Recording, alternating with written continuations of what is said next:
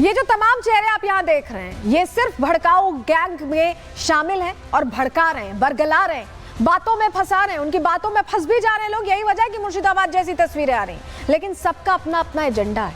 जो लोग इनकी बातों में आ रहे हैं वो समझे जरा, कैसे समझे, एक एक चीज समझिए। ममता बनर्जी दंगाइयों की जो वकालत कर रही हैं, इनका वोट बैंक कोर वही है और उसी के लिए सोचती हैं, और सोचने के चलते उनको लग रहा है कि अगर इस पर उन्होंने नहीं कहा तो कहीं वो वोट बैंक खिसक ना जाए, क्योंकि इससे तो भला होने वाला, नैरेटिव तो इन्हें सेट करना है। लालू यादव ने भी चुप्पी साधी हुई क्योंकि बिहार में चुनाव है इसी साल के आखिर में चुनाव है। ऐसे में उनको लग रहा है कहीं उनका वोट बैंक ना खिसक जाए। अगला चेहरा असदुद्दीन ओवैसी, जो मुस्लिमों के सबसे बड़े रहनुमा बनते हैं, हिमायती बनते हैं, वो वक्फ कानून का डर दिखा रहे हैं, जबकि बहुत सारे आरोप उन पर खुद भी लगे हुए हैं कि उन्होंने वक्फ संपत्तियों पर कब्जा किया हुआ।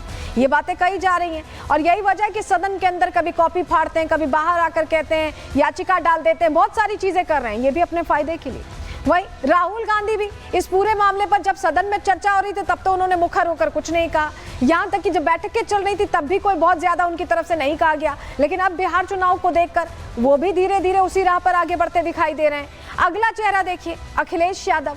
इनको अपना 27 सेट करना है, इनका MY फैक्टर कहीं हिल ना जाए, इस वजह से ये बयान देते रहते हैं, महाकुंभ पर बयान देते रहते हैं, स्नान करते रहते हैं। वक्फ कानून आ गया तो उसको लेकर भी ये कहीं ना कहीं बयान दे ही रहे हैं, जबकि इनकी पार्टी से समर्थित, इनकी पार्टी के दौरान जब इनकी सरकार थी तब कल ही हमने आपको प्रहार में बताया था कि कैसे अतीक जैसे माफिया वक्फ की संपत्तियों पर कब्जा करे बैठे थे, तब इनसे कुछ नहीं किया गया। तो ये वो राजनेता हैं जो अपने फायदे के लिए भड़का रहे हैं, बरगला रहे हैं और लोग उनकी बातों में आ जा रहे हैं। लेकिन हालात जैसे हैं, ममता बनर्जी अभी भी समझ नहीं पा रही और आज फिर हिंसा की तस्वीरें सामने आई। ये तुष्टीकरण की राजनीति इन्हें कहां ले जाने वाली है, रिपोर्ट के जरिए देखिए।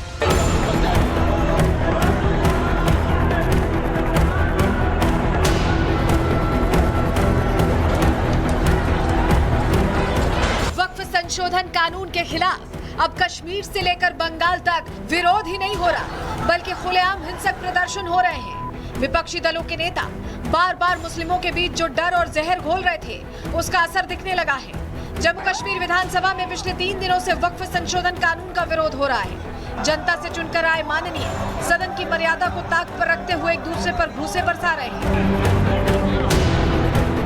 कोई कौम के साथ गद्दारी का आरोप लगा रहा है तो कोई हिंदू सम्मान की दलील दे रहा है।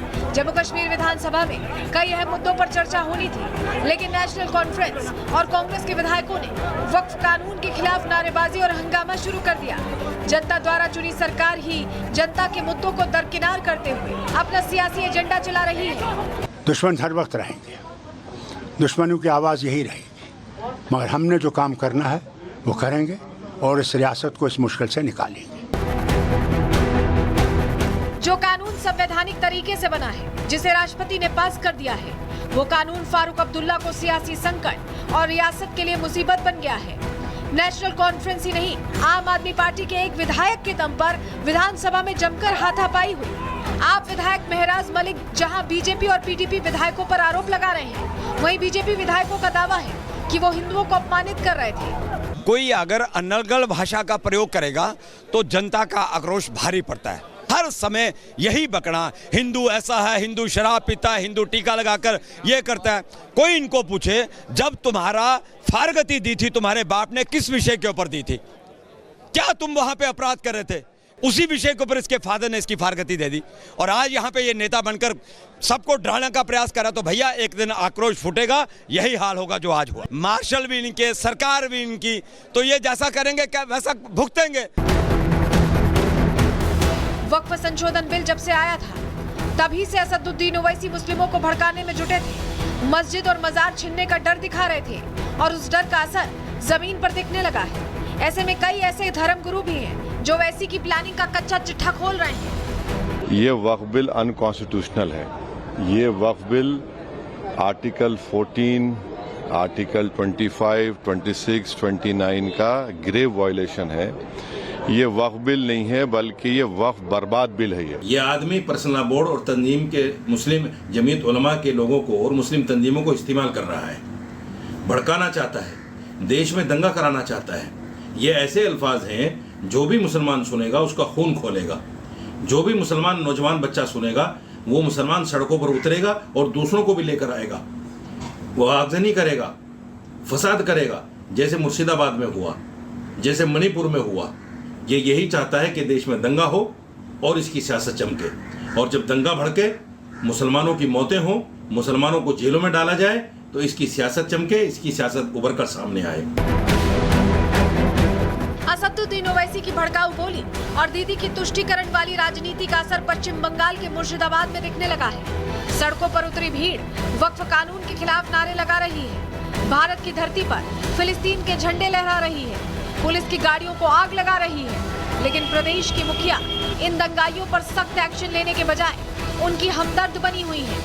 बांग्लादेश का बॉर्डर का सिचुएशन अब देखो, अभी नहीं करना चाहिए था, लेकिन हार्डली कुछ करने से कभी कभी दिक्कत भी हो जाता है। हमारा लिए दिक्कत है कि हमारा इधर में 33% माइनॉरिटीज है, तो हम क्या करेगा, उसको निकाल देगा, और जो रहेगा उसको प्रोटेक्शन देना हमारा काम है। ममता बनर्जी को वक्फ संपत्तियों की चिंता है, लेकिन ये भीड़ राज्य सरकार की संपत्ति को आग लगा दे तो दीदी चुप्पी साध लेती है।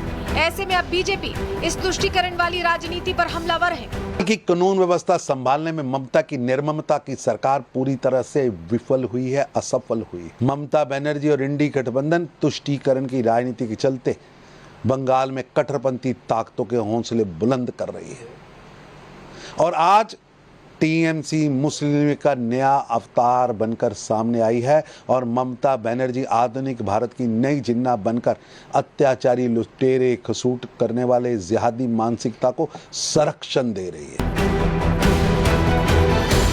पश्चिम बंगाल लंबे समय से ऐसी हिंसक घटनाओं से पीड़ित है। ऐसे में दीदी को उत्तर प्रदेश की कानून व्यवस्था से सीख लेनी चाहिए।